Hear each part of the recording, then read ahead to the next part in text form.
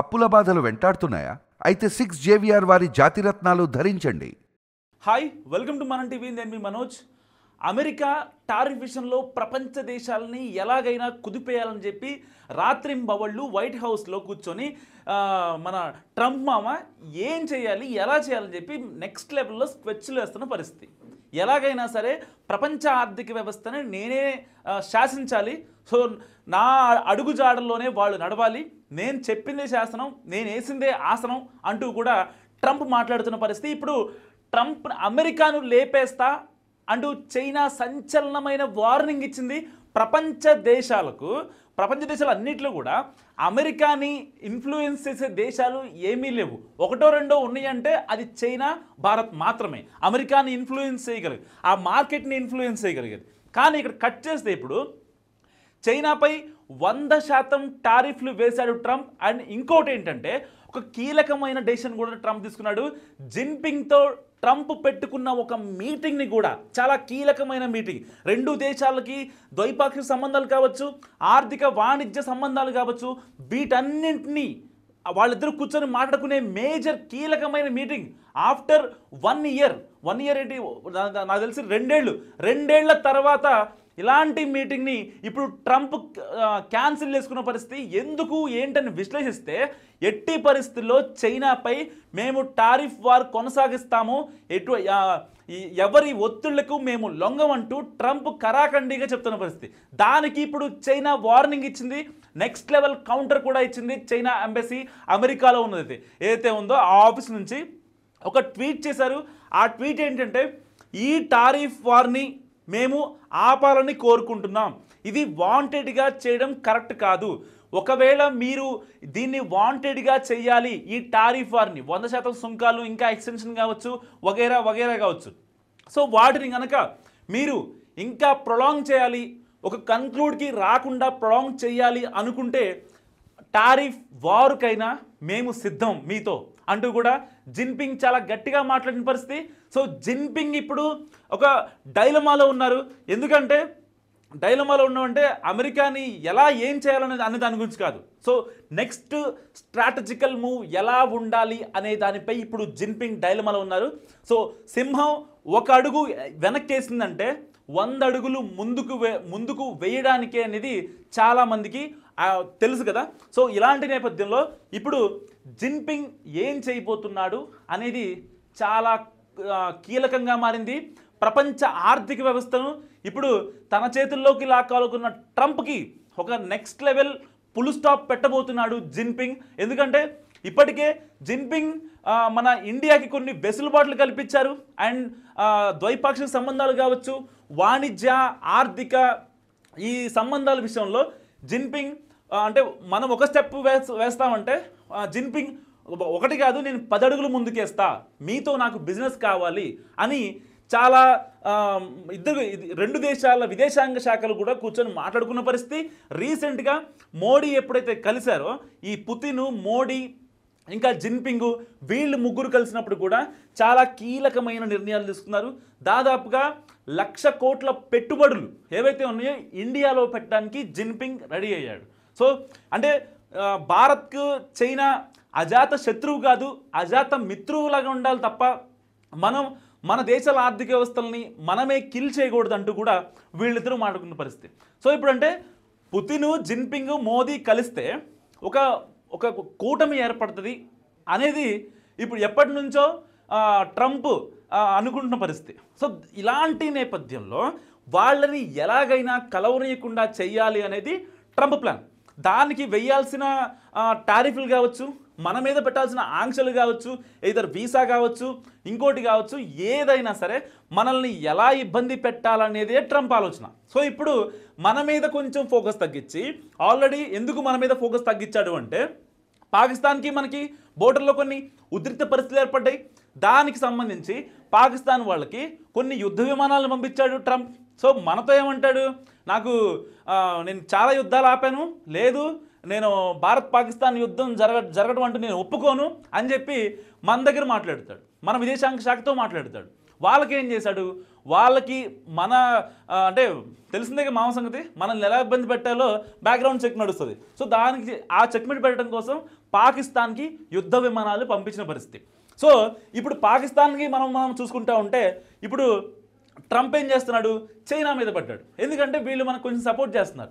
వీసాల పరంగా కొత్త వీసా కే వీసా పెట్టారు, అండ్ మన దేశంలో పెట్టుబడులు పెడుతున్నారు.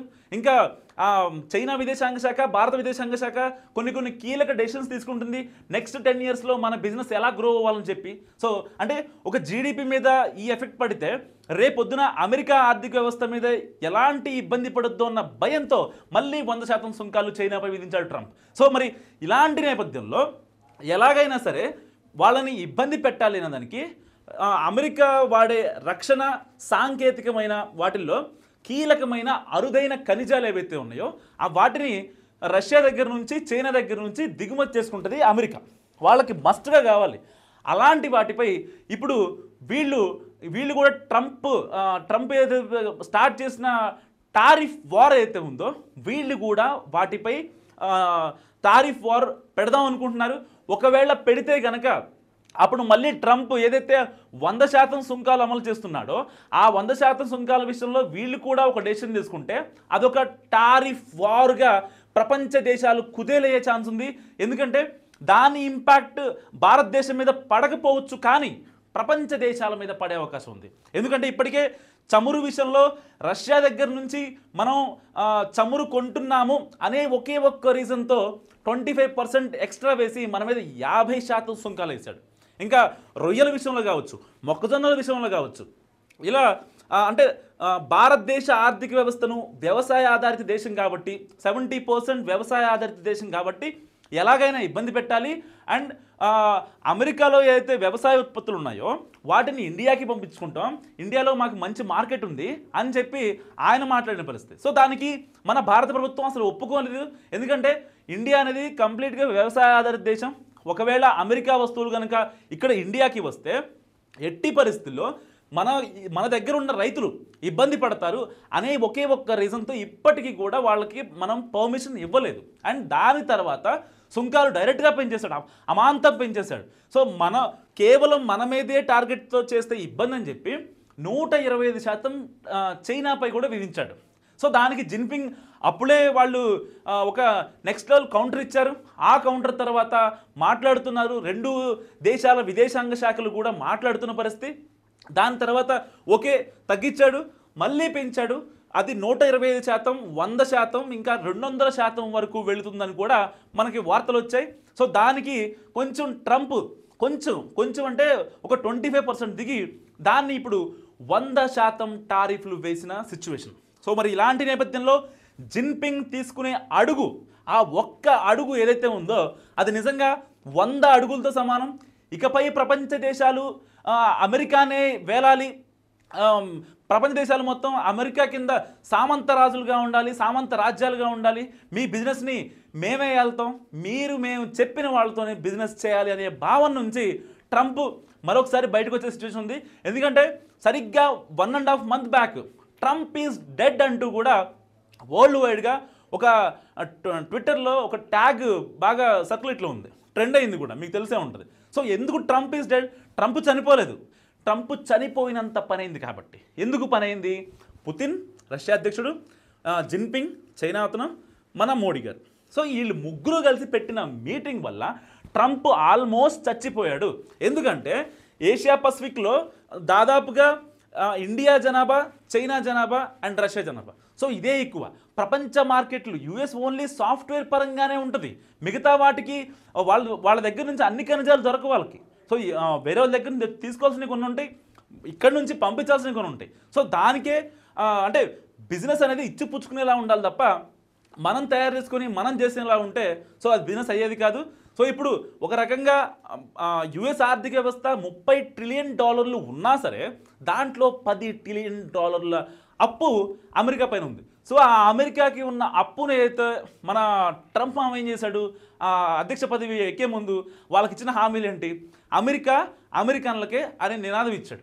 ఇప్పుడు దాన్ని ఎలాగైనా నిలబెట్టాలి, మళ్ళీ వచ్చే అధికారంలోకి రావాలంటే, లేకపోతే మన మాట వినాలన్నా సెనెట్ కానీ కాంగ్రెస్ కానీ మన మాట వినాలి అంటే మనం కొన్ని కీలకమైన డెసిషన్స్ తీసుకోక తప్పదు అని భావించిన ట్రంప్ ఈ టారిఫ్ వార్ ప్రపంచ దేశాలపై ప్రకటించాడు.